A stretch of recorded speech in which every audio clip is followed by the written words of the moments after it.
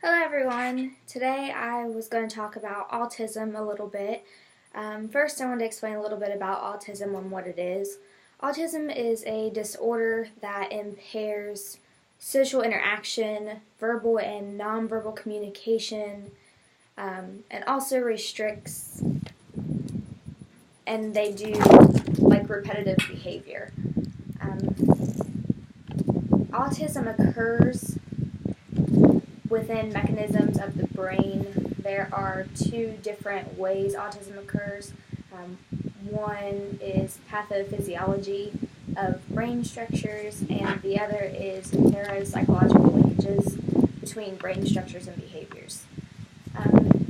Autism is not really understood on how it occurs. There are plenty of ways to diagnose autism, but it's still not well understood.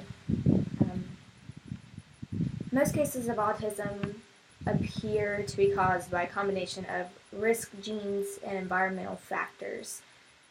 Evidence shows that autism risks are greater when some factors are involved, like advanced parental age at the time of conception, both parents, maternal illnesses during pregnancy, and certain difficulties during birth, kind of like the ones that involve periods of oxygen deprivation to the baby's brain.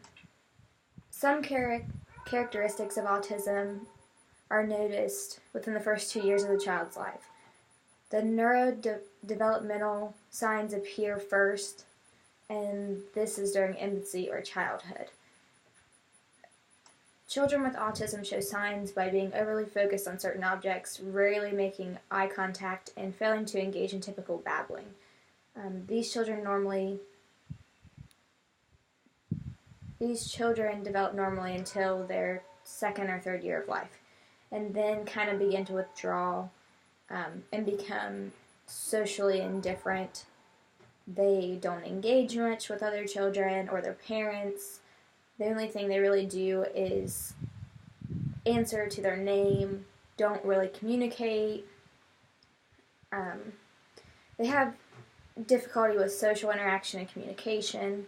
They fail to respond sometimes, avoid eye contact, only interact with others for specific goals, like they want something to drink, want something to eat, need to use the restroom. But most of the time, they don't understand how to do these things. They don't understand how to play with them, talk to them, or anything like that. So they're more of a loner than wanting to be with other groups. Another thing that is difficult for children with autism is speech. They range from the ability of having no speech at all or a speech that isn't fluent. But most often, and that's most commonly seen, is speech that is awkward and sometimes inappropriate. And another thing with speech, it's often delayed in children that has autism. That and also language skills. They don't know how to make complete sentences, and they often repeat phrases and give unrelated answers to questions that are asked. Another thing that is really non-existent with children with autism is the nonverbal communication. They don't understand nonverbal cues like gestures, body language, or tone of voice. They can't really grasp the concept of that, and that's because of the way their brain develops. There are a lot of issues with children with autism as far as families go. When the child's diagnosed with autism, it really affects every family differently. But most of all, it affects like the parents and caregivers of the family, because they have to focus more of their time on helping the child, which can cause issues with marriages, other children, work, finances, personal relationships and responsibilities.